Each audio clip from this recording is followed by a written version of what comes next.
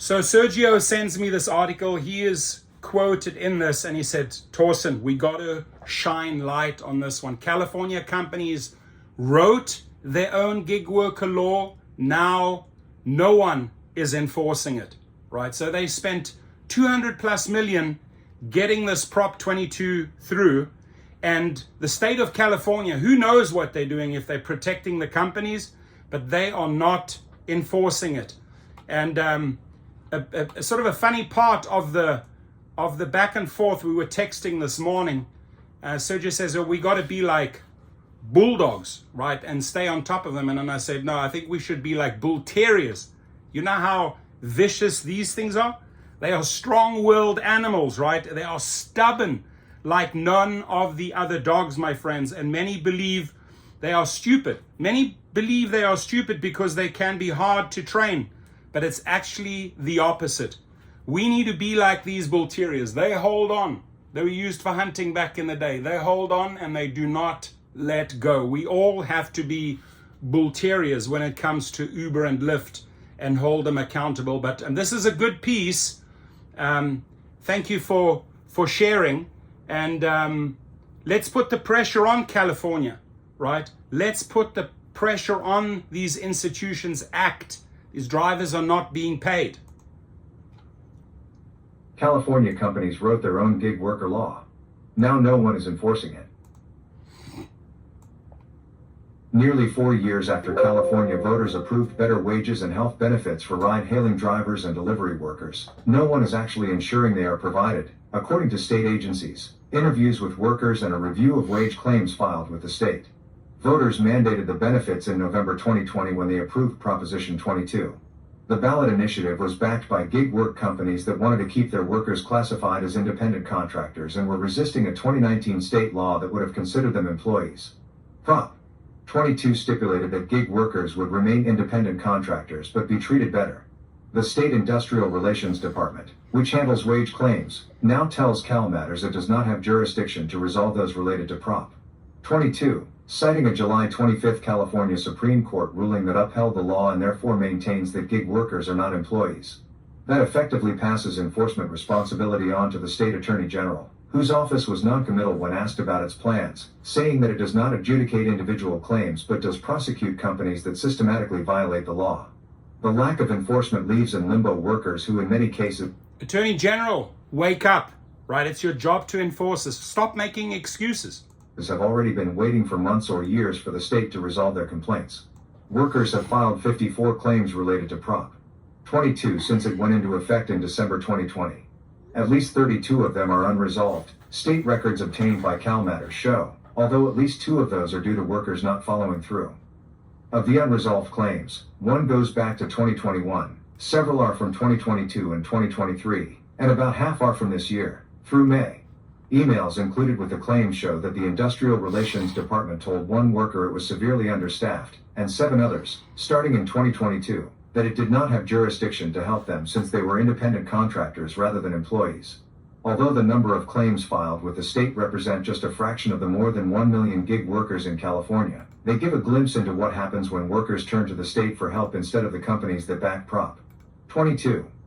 Workers say in the claims, and in interviews with CalMatters, that companies such as Uber, Lyft and Instacart failed to provide higher wages and healthcare stipends under the law, and that the company's representatives sometimes act confused or take a long time to handle their requests for Prop 22 benefits. The gig companies have touted the law as something that has boosted pay and benefits, and have said it has helped gig workers hang on to work they can do whenever they want. Laura Robinson is among the workers who have had to aggressively pursue what they believe they're owed under the law. For the past year, she has filed claims with the state and fought 2 different gig work companies for different benefits promised under Prop 22. She was making a delivery for Instacart a year ago, she said, when a driver making a U-turn hit her, totaling her car. Now, she said, she has lingering back pain, and has only been able to make a total of a few deliveries over the past several months. Robinson, who lives in Irvine, tried to get Instacart to retroactively provide her with occupational accident insurance as required under Prop 22. When she first contacted Instacart about the collision, 4 or 5 different representatives told me on chat we don't provide insurance, but I told them this is California, Robinson said. Finally someone said, oh yeah, I know what you're talking about.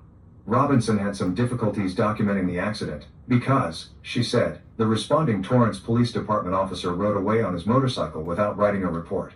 But after about 7 months, she finally heard back from Zurich, Instacart's insurance provider. She received a lump sum and monthly payments for the time that she has been largely unable to work, according to bank statements and emails from Zurich to her, which she shared with Cal Matters. Instacart spokesperson Charlotte Hilo said all the company's shopper support agents should know about shopper injury protection and that there is information in the app about how to go about filing claims. But Robinson showed Cal Matters several screenshots of her chats with support agents who either thought she was asking about health insurance or who told her someone would email her back about her situation, which eventually happened, though it took a few tries. Robinson said she had also struggled to get a smaller gig platform, food delivery app Curry, to comply with the law. Under Prop. 22, ride-hailing and delivery gig companies are supposed to pay her 120% of minimum wage for the time she spends driving, making up for any shortfall in the pay she receives. But Curry had not done so, she said. Not knowing where to turn, she asked a few different state agencies for help, including the Attorney General's office. She even lodged a complaint with the Federal Motor Carrier Safety Administration's National Consumer Complaint Database. After several months, the Industrial Relations Department scheduled a hearing for her case for August 29. Last week, the department told her the company decided to settle and pay her what it owed. According to emails and a release she signed that she shared with Cal Matters, Curry's marketing director referred Cal Matters to the company's legal department, which did not return 3 emailed requests for comment. Robinson saw the upside of Prop. 22 after it passed. She liked being able to continue setting her own hours and saw a bump in her earnings delivering for Grubhub due to the law, but she is now frustrated about how tough it was to figure out who's supposed to be upholding it. It's not helpful if it's not enforced or applied, she said. Robinson said the deputy labor commissioner she was in touch with throughout the process of pursuing her claim against Curry told her last week that because Prop. 22 was upheld by the state Supreme Court, effectively ensuring gig workers cannot be considered employees, the department would no longer be handling similar cases because it does not have jurisdiction over independent contractors. What gig workers are complaining about? The Prop. 22 related wage claims reviewed by Cal Matters were part of a larger set of nearly 200 claims that gig workers filed with the Industrial Relations Department since the law took effect in December 2020. Citing the California Public Records Act, Cal Matters sought all wage claims in that time frame involving gig companies, but the state did not provide any claims against Doordash, which is one of the biggest of the app-based gig companies. A department spokesperson could not explain why. Most of the claimants sought delayed or unpaid wages, including adjustments owed under Prop. 22. Others sought health care stipends required under the gig work law, and one driver said he sought occupational accident insurance but did not receive it. The claims also shed light on the mechanics of how app companies are allegedly withholding wages. In them, some gig workers claimed that they were deactivated, kicked off or fired by the app, before receiving all their wages. The records also indicate the state had trouble holding app companies to account in a timely fashion. In emails about the claims, some workers frequently asked for updates about their cases and complained about limited communications from the state. This prompted one supervisor in the Industrial Relations Department's San Francisco office to respond by email on May 30, 2024, seemingly noting that gig workers' complaints were just a fraction of the array of worker complaints the state fields. I am working with 40% staff shortage. There are over 3,000 cases, most of which are older than yours, and only 7 people, total, to handle them. The department did not respond to requests for comment on whether this shortfall persists. Monetary wage claims ranged from about $2 to nearly $420,000. Most, 54%, were against ride-hailing and delivery giant Uber and 25% were against its rides competitor Lyft. There were 17 claims against grocery delivery app maker Instacart, 7 against food delivery platform Grubhub, 4 against Target-owned delivery service Shipt, and 3 against UPS-owned delivery service Roadie. The Industrial Relations Department has long tried to resolve gig workers' wage disputes. The Labor Commissioner, who heads the department's Labor Standards Enforcement Division, still has pending wage theft lawsuits against Uber and Lyft that it filed in 2020 on behalf of about 5,000 workers with wage claims going back to 2017. Those cases predate Prop. 22, originating during a period when gig workers were misclassified and should have been considered employees under California law, the Labor Commissioner argues in the wage theft suits. After Prop. 22 passed, opponents challenged it and the case ended up before the California Supreme Court, which upheld the law in July, effectively affirming that drivers are independent contractors, not employees. A department spokesperson, Peter Melton, said the ruling means the department can no longer handle claims about missing wage adjustments under the earnings guarantee, unpaid health care stipends, or other aspects of the law. Department representatives made similar statements to workers even before Prop. 22 was upheld, the claims records show. An email response, dated March 26, 2024, from the department to an Uber driver stated, "The Division of Labor Standards Enforcement enforces employment law.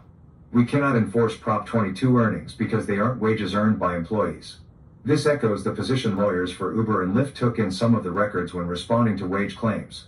They asked the state to dismiss such claims, writing in one email, "As of December 16, 2020, drivers using Lyft's platform are considered independent contractors by statute and, thus, cannot seek relief under the Labor Code." Now that the department has disavowed responsibility for Prop. 22 claims, the question remains, who will enforce the law? Scott Cronland, the attorney for Service Employees International Union California, who unsuccessfully argued before the state Supreme Court that it should throw out Prop. 22, told Cal Matters, "I've also heard from drivers that they're not getting the things they're promised by Prop. 22. Cronland said their recourse, after the ruling, is to press local prosecutors or the Attorney General, who have the ability to hold companies liable for unlawful business practices under the state's unfair competition law. Still, he said enforcement is something the legislature could clarify. In an unsigned email response to Cal Matters questions after the state Supreme Court decision, including whether it planned to pursue Prop. 22 related cases against gig work companies, the Attorney General's office said gig workers can submit complaints at oag.ca.gov/report. The email added, although the Attorney General does not represent individual workers or adjudicate individual complaints by holding administrative hearings like the Department of Industrial Relations, DOJ brings lawsuits to hold accountable companies that systematically break the law, for example through widespread violations of wage and hour standards. Reports or complaints of employer misconduct are an important part of our work. When Cal Matters previously asked the Attorney General's office for copies of any wage complaints it had received from gig workers thus far, a spokesperson responded that the office was representing the state in its effort to defend Prop. 22 before the California Supreme Court, and referred Cal Matters back to the Industrial Relations Department. What gig companies share about Prop. 22's impact? Gig companies have said that, due in part to the initiative's earnings guarantee, workers now make more than $30 an hour. But a May study by the UC Berkeley Labor Center found that, for California ride-hailing drivers, average earnings after expenses, not including tips, is about $7.12 an hour, and for delivery workers, $5.93. With tips, drivers' average hourly earnings are $9.09 an hour, and $13.62 for delivery workers, the study found. To better understand the impact of Prop. 22, Cal Matters asked each of the four largest gig companies, Uber, Lyft, Doordash and Instacart, the following. How much they have spent on delivering on each of Prop. 22's four main promises. 120% of minimum wage earnings guarantee. Healthcare stipends. Occupational accident insurance. Accidental death insurance. 120% of minimum wage earnings guarantee. Healthcare stipends. Occupational accident insurance. Accidental death insurance. How many gig workers have received each of the promised benefits? Whether they have passed on costs to consumers, and if so, where they account for those customer fees in their public financial filings. How they handle complaints or issues related to their promises. Lyft said 85% of California Lyft drivers who have driven for the company since Prop. 22 went into effect have received at least one wage top-up, the additional money drivers receive under the earnings guarantee, through the end of the fourth quarter of 2023. Though spokesperson Shadon Reddick-Smith would not provide specific numbers of Lyft drivers in the state. None of the other companies would give any information on their delivery of the wage guarantee. Instacart spokesperson Hilo said the company has paid out about $40 million in healthcare subsidies to its delivery workers, which she said number in the tens of thousands in the state. She also said about 11% of California shoppers have become eligible for a healthcare stipend since Prop. 22 took effect, and that 28% of those eligible shoppers have redeemed their subsidy. To qualify for the healthcare stipends, workers must work at least 15 hours a week each quarter, and be enrolled in health insurance that is not provided by an employer or the government. Because the gig companies won't share how many workers have received the stipends, Cal Matters asked the state health insurance exchange, Covered California, if it had data that might help shed some light. 7% of the 1.6 million people who used Covered California reported doing gig work in a 2023 survey, said a spokesperson for the exchange, Jagdeep Dhillon. DoorDash spokesperson Parker Doro said that just 11% of eligible couriers used the healthcare stipend in the fourth quarter of 2023, but that 80% of DoorDash's delivery workers had healthcare coverage through another source, such as their full-time job or spouse. None of the other companies would give any information on their delivery of the stipend. Lyft's Reddick Smith said 80% of California Lyft drivers already have health care coverage, including 13% who bought their own coverage. This second group is the set of drivers who qualified for the stipend. None of the four companies provided the numbers of workers who have used occupational accident or accidental death insurance. None of the companies would disclose how they account for the fees they charge customers for Prop 22 expenses, nor are... Before we finish up this segment, get this out, right? Get it out on Twitter. Share it on Facebook. We need to make noise, my friends. Like Sergio said, got to be like the bull terrier or the bulldogs. We got to latch on and not let go and push this in social media, my friends. Fees included in their publicly available financial filings. Instacart said it does not charge customers for expenses associated with Prop 22. Lyft said its per-ride service fee includes a 75-cent California driver benefits fee. Uber charges customers a CA driver benefits fee for each ride and delivery in the state, and spokesperson Zahid Arab said the company has invested more than we collected in fees. Uber published a blog post after CalMatters questions, saying it has invested more than $1 billion in Prop 22 benefits. Arab would not break down these benefits further. As for complaints related to the promises, each of the companies said workers should contact support agents, whom they can usually get in touch with in the app. An Instacart spokesperson said workers can make some claims directly in the company's app. Seeing little from Prop 22.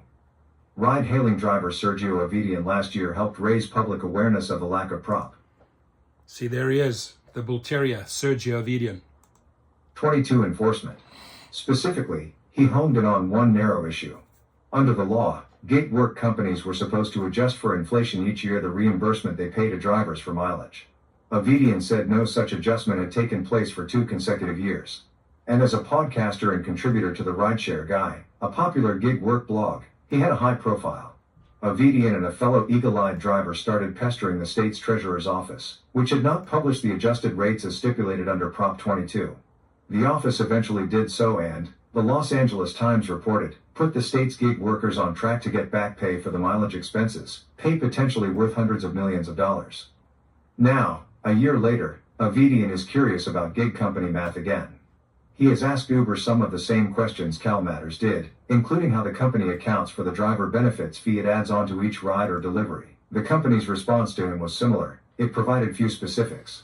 Besides his concern about the issue as a driver, Avidian said as a consumer who is paying into the Prop 22 fund on every trip or delivery, I would like to know the accounting of where my money is going. When the gig companies were campaigning for Prop 20... Right, where's the accounting? That's the right question Sergio Avidian is asking. Where's the money? Where's the accounting? Where's all this money we are putting in? Tony West, Eric Koshashawi, where's the money? Investor, where is the money? Probably billions of dollars being paid in. What are you doing with it? What are the companies doing with it? They implored voters to help create a better path forward for drivers. But Avidian and other gig workers in California say their paths have not changed much. Many still complain about low wages, little transparency from the companies, and lack of worker protections. Yasha Timonovich said he has worked as a ride-hailing driver for a decade, first with Uber, now with Lyft. I work 12, 13, 14 hours a day, said Timonovich, who drives in the Los Angeles area. But the time I sit and wait at LAX is not accounted for. He said he has to work long hours to try to make sure he has enough earnings. We're not completely independent contractors. We're not employees. We're sort of a hybrid model of theirs. Right. They call us independent contractors. They should treat us like independent contractors, but they don't. We're pretty much nobody. He also said he must obtain health insurance through Medical California's health care coverage for low-income residents, which in turn means he doesn't qualify for the health care stipend. He said every driver he knows is on medical because they can't afford health insurance. I don't know anyone who has the stipend. Many drivers voted for Prop 22, he said. But what we were told was a lie. Does University of California undercut academic freedom? Administrations and faculties at University of California campuses are embroiled in a searing. Well, that is another article, right? It has nothing to do with it. But thank you, Sergio, for bringing this to my attention. How can we help? Just get the article out there. Get the video out there. The link to the article will be below. You can use the link. You can use the video. Go for it. Let's get it out and start putting pressure. And this is not just in California. This nonsense is happening everywhere.